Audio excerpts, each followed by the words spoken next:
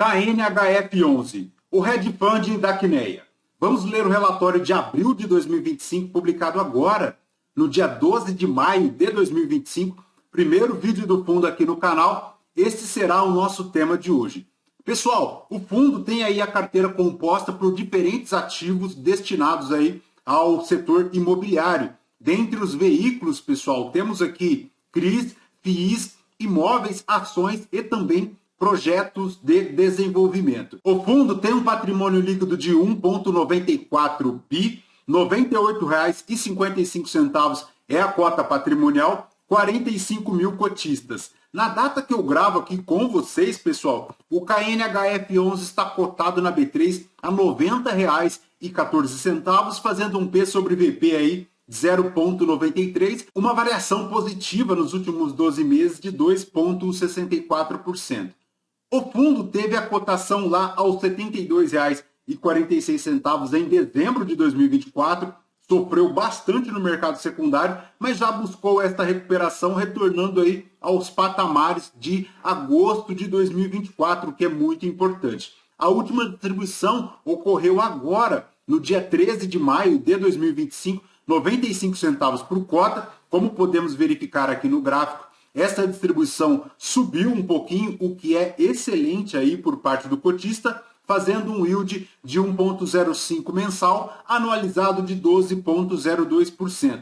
Se o cotista tivesse investido no KNHF11 R$ 1.000 há 2 anos, ele teria hoje R$ 1.063,30. O fundo, pessoal, ele ainda não supera o CDI, acompanhando de perto a linha aqui do IFIX, mais inferior ainda, inclusive, ao IPCA. Voltando para o relatório, pessoal, ao final de abril, a gestão comenta aqui que a alocação do fundo em patrimônios de CRIs correspondia aí a 64% do PL, 13,2% em cotas de FIIs, 29% em imóveis, 1% em ações e 8,2% aqui em LCIs, além de 3,4% em instrumentos de caixa. Segundo a gestão, as posições de LCI e caixa estão em grande parte aí comprometidas com as parcelas subsequentes da aquisição de imóveis. Conforme podemos verificar, pessoal, a última distribuição foi de 95 centavos por cota, foi paga no dia 13. Nos CRIs indexados ao CDI, o fundo tem 19,7% do patrimônio líquido alocado a uma taxa média de 3,62%. Dos CRIs indexados à inflação, ele corresponde a 44,3% do PL da carteira, dando inflação mais 12,20%.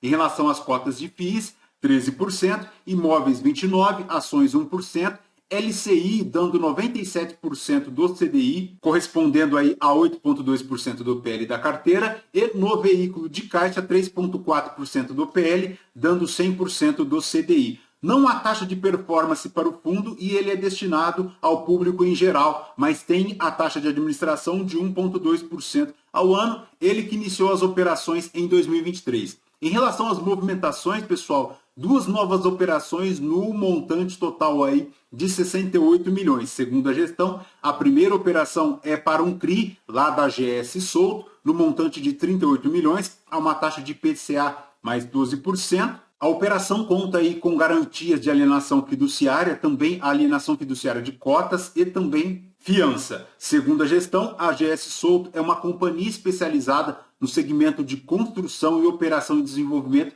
de unidades de geração de energia. A segunda operação, pessoal, são 3 CRIs lá para Acreditas, formando aproximadamente 30 milhões. Acreditas que está especializada em empréstimos de Home Equity. A operação conta com alienação fiduciária e também subordinação. Em relação ao resumo da carteira, pessoal, ele tem aí 35,6% destinados lá ao setor de residencial. Nos CRIs de CDI, 19,7% aqui alocados no instrumento, com 3,62% de taxa média de marcação. Nos CRIs de inflação, 44,3% alocados, dando aí 12,2%, como já comentamos. Nas principais movimentações, pessoal, houve aí a locação do último andar lá do edifício São Luís para a A5X, que é uma empresa de bolsa de valores especializadas aí no mercado de derivativos. Com isso, o portfólio de ativos físicos aqui do fundo atingiu 100% de ocupação, o que é muito positivo. Na carteira de FIIs, pessoal, as principais movimentações em abril, segundo a gestão, as posições do KNHF tiveram um retorno ponderado de 3,1%, se comparado ao 3,01% do IFIX. No acumulado de 2025, o retorno é de 10,37%, enquanto o IFIX registra 9,52%.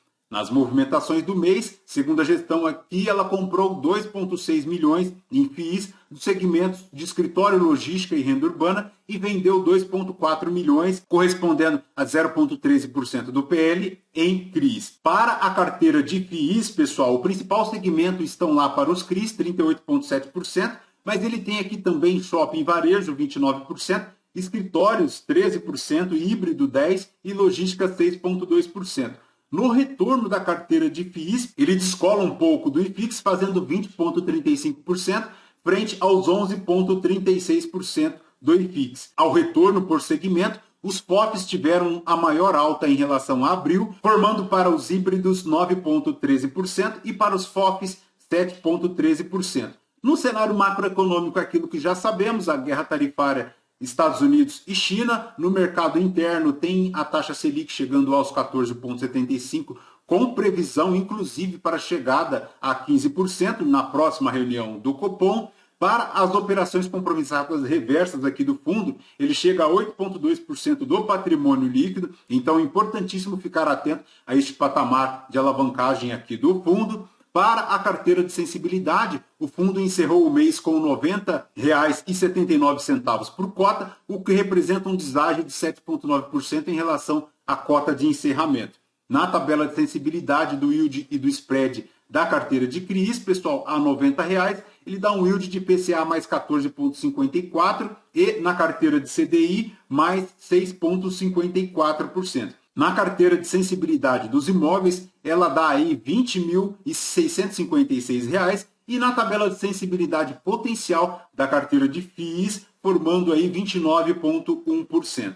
Em relação aqui à linearização de dividendos, pessoal, a gestão comenta que o fundo possui uma reserva acumulada não distribuída no total de 62 centavos por cota e ela divulga um guidance para os próximos 3 meses, ficando entre 95 centavos e R$ 1,05 por cota no patamar de distribuição até julho de 2025. Em relação à DRE do fundo para abril, ele fez um resultado líquido de R$ 21.600.000, 1,10 por cota, dos quais ele distribuiu 95 centavos, acumulando aí as reservas aos 62 centavos por cota. Nas atribuições de performance, pessoal, aquilo que nós já sabemos, o IPCA contribuiu grandemente aqui para o impacto dessa distribuição, porque em fevereiro ele veio a 1,31%, muito impactado aí pelo grupo de habitação, educação e alimentação. E também em relação ao IPCA de março, que foi de 0,16%. Nos pós-fixados, pessoal, o fundo se beneficiou com a alta da Selic, como comentamos, chegando aos 14,75%, com projeção de chegada lá aos 15%. No resultado por cota, 88 centavos foram aqui dos CRIs, mas ele tem 17 centavos de imóveis, amortizou um prejuízo aí de 2 centavos por cota em relação às vendas de FIIs. Em relação às provisões de valores a pagar, pessoal, a gestão comenta que possui nos instrumentos de caixa líquido dos valores referentes às aquisições também aí do edifício São Luís e do shopping Uberaba, que é aquela operação lá do HSML 11, formando aí 33 milhões e 100 mil reais, 1,7% do PL do fundo. O fundo inicia aqui o caixa com 225 milhões, 11,6% do PL da carteira, mas amortizando os ciclos de pagamentos, ele finaliza lá com apenas 33 milhões, 1,7% do PL da carteira, após o primeiro trimestre de 2026, com um volume de 71 milhões e 900 mil reais. Em relação à distribuição de dividendos, pessoal, fazendo R$ 1,10 por cota e distribuindo 95 centavos, ele dá um rendimento aí de 0,94, o equivalente a 1,06 da taxa DI, 105% do CDI na rentabilidade bruta, considerando a taxa média de ingresso a R$ 101,18. Em relação à liquidez, 3 milhões e meio, bem tranquilo. Em relação à carteira do fundo, pessoal, a maior exposição única de um CRI é para o BR Office Edifício e-Tower, correspondendo aí 2,5% do PL da carteira.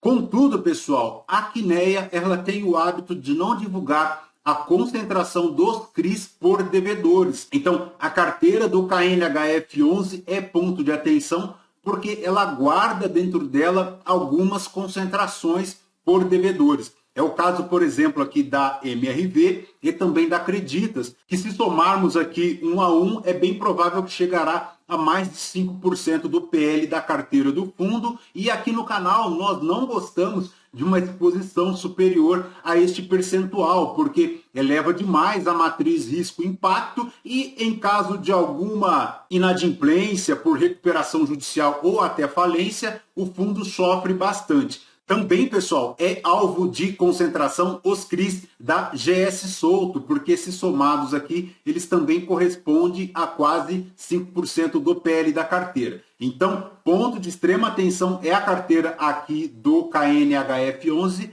porque a Quineia ela não tem esse hábito de divulgar a concentração da carteira por devedores. Por fim, pessoal, temos aqui o portfólio imobiliário. São 2 imóveis, 2 prédios. O primeiro é o São Luís Torres 123 e o HL Faria Lima. Para o edifício São Luís, o fundo tem 28,5% de participação e para o HL Faria Lima, 51% de participação. As receitas por índice de reajuste, 51,95%, estão indexadas ao IGPM, 48% ao IPCA. O prazo médio dos contratos é de 7,27 anos. Em 2025 ele está zerado em relação aos vencimentos, mas ele tem 62% de revisionais dos contratos agora para 2025. Então, ponto de atenção, porque aqui a gestão pode conseguir aumentar consideravelmente o preço médio do metro quadrado aqui do fundo. Em relação às distribuições dos contratos por setor, ele tem 40% para o setor de serviços, mas ele tem aqui também 41% do financeiro, distribuídos aí em 22 inquilinos. Para o portfólio imobiliário, pessoal, ele possui aqui na carteira o Shopping Uberaba, que foi aquela operação lá para o HSML. Ele passa a possuir em seu portfólio os CRIs com garantias aqui no imóvel, no shopping, formando 146 milhões. O shopping, pessoal, tem uma taxa de ocupação de 94%, um NOI anual de 41 milhões. Nós já comentamos em relação a esta operação lá no HSML11. Em relação aqui ao portfólio de FIIs, pessoal, a maior exposição dele em relação a esta carteira de FIIs, ele tem o Bresco, formando um saldo de 36 milhões, correspondente a 16,4% da carteira de FIIs. Mas não é só isso, ele tem no portfólio aqui o HSML, o JSRE, o MAU11, o VISC11, o KNSC, o KNHY, o BRCR, o RBRP11 e também o SARI11, tá? Todas essas exposições que comentamos